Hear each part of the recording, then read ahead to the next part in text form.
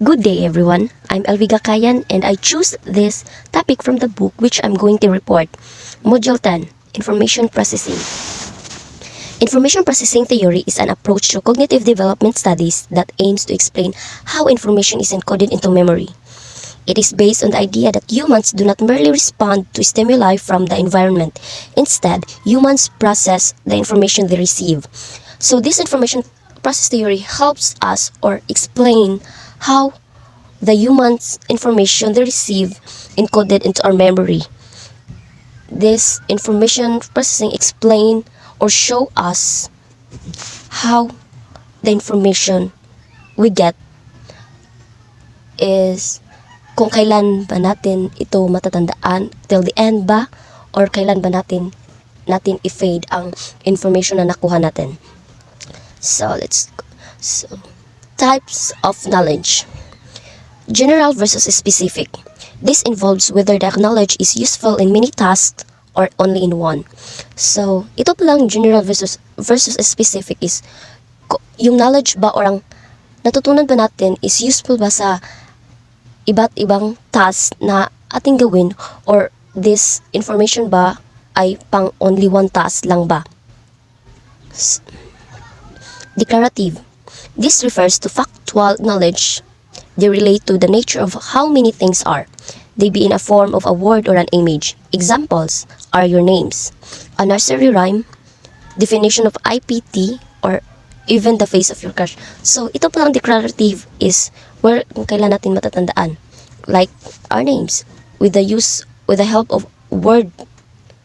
What is your name? I-type or we say our names. Nursery rhyme, if there's a word or as images which is na matandaan natin yung nursery rhyme, especially the face of your crush. By showing his image or her image, matatandaan natin yung mukha niya even how many days, years, months, kung makikita natin sila, matatandaan natin like, oh, ito palang crush ko. So that's a declarative. So procedural, this includes knowledge on how to do things. Examples include making a lesson plan, baking a cake, or getting at least common denominator. So ito palang procedural, ang knowledge natin is need natin to do it. Need natin ng efforts. Like the example, including making lesson, we need an effort to make a lesson plans.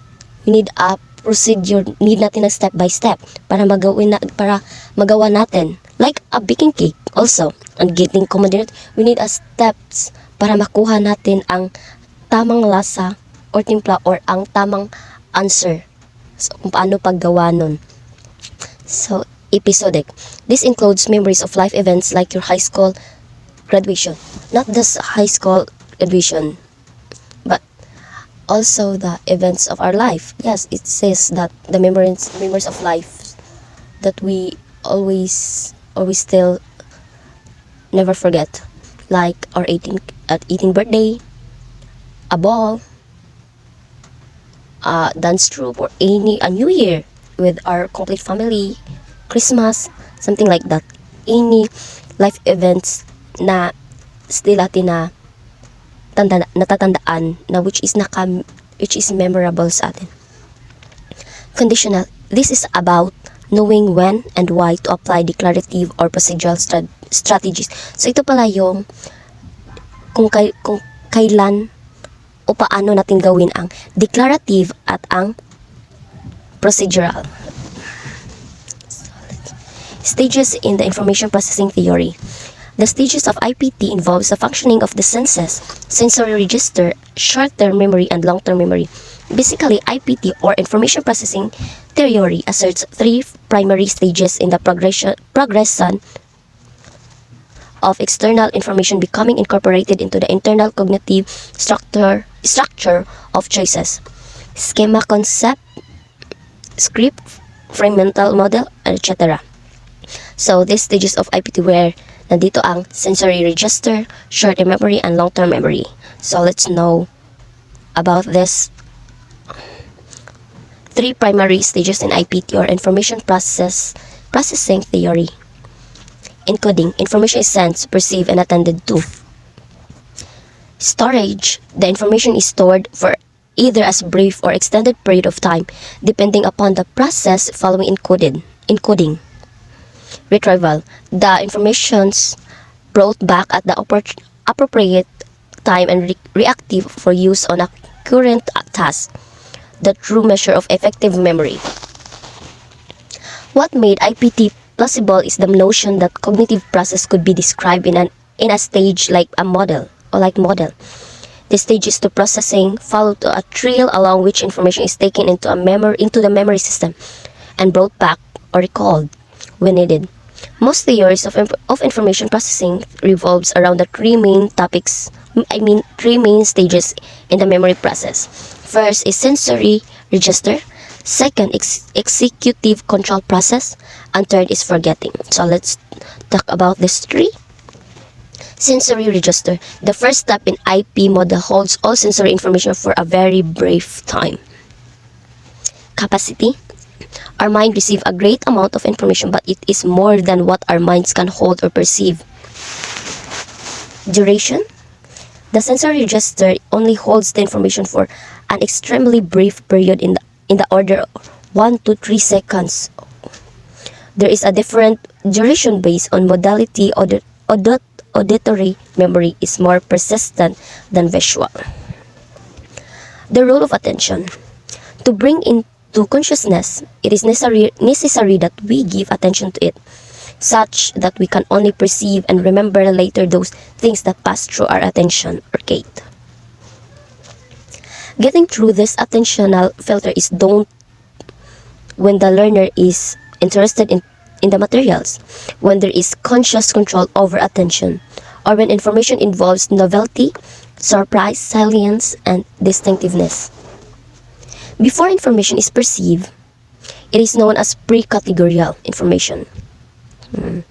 This means that until that point, the learner has not established determination of the categorical membership of the information.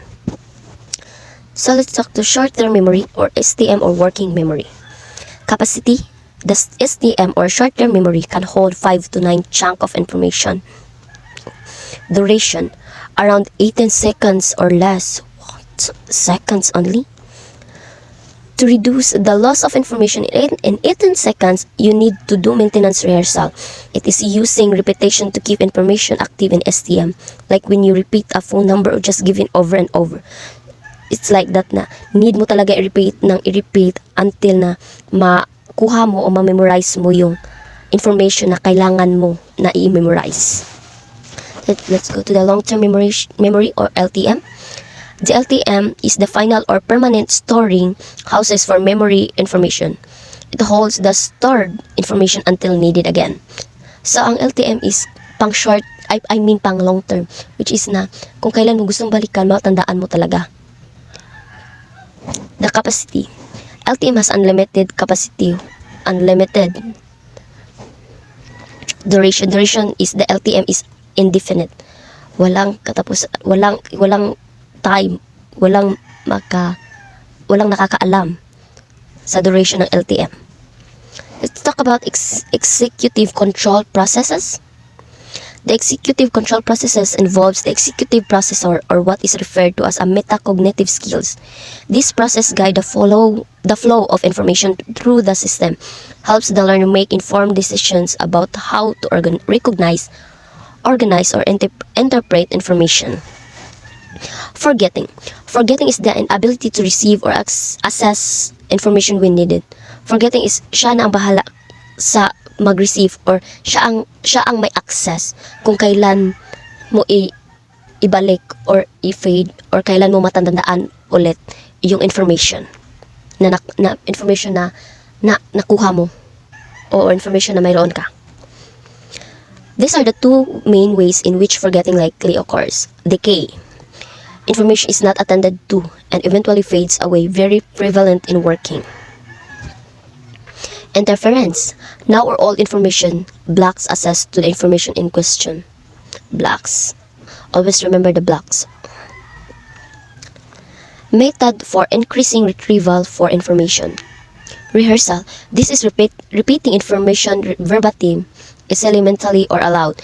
Rehearsal is when yung need mo talaga na paulit-ulitin mo yung information para matandaan mo yung words by words talaga. Walang bawas, walang kulang na words ang iyong i-repeat o iyong i-rehearse para matandaan mo yung words na kailangan mong tandaan. Meaningful learning.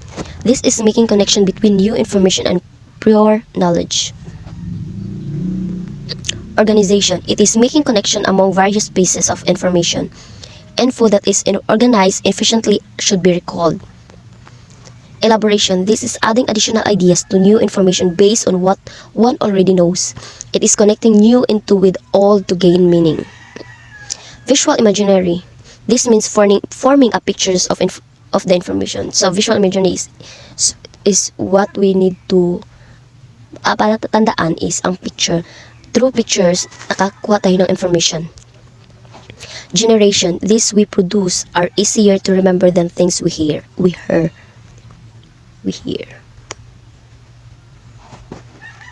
Context. Remembering the situations help recover information. Personalization. It is making the information relevant to the individual. Other memory methods. Serial possession effect or recently and primary. You will remember the beginning and end of a list more readily. Past learning. Break up the list or chunk information to increase memorization. Need mo talaga siyang i-break or i-fade para matandaan mo ang yung new information na kailangan mong tandaan. Distributed practice. Break up learning sessions rather than cramming all the info in at once. Kailangan mo talagang i-break up ang ibang information na mo para matandaan mong iba. No need to cramming sa information na no need na i-mix para hindi magkagubot. Mnemonic aids. These are memory techniques that learners may employ to help them to retain and retrieve information more effectively. The summary of the topic that I report. Information is received through the senses and goes to the sensory memory for a very brief amount of time. If not found relevant, information may decay. It goes to the STM, and if given attention and is perceived and found to be relevant, it is sent to the LTM. If not properly encoded, forgetting occurs. Different cognitive process applied to the information will then determine if information can be retrieved when needed later. So, ang summary is, kung may short-term memory, may long-term memory is where na kung kailan natin ito gamitin o mababalikan natin yung information na kailangan natin i-retrieve. Kung kailangan natin i-forget. Kung kailangan natin mag-encode ng other information sa ating memory, maka-encode tayo. That's the information or the summary of this topic. Thank you for listening. Have a good day and bye.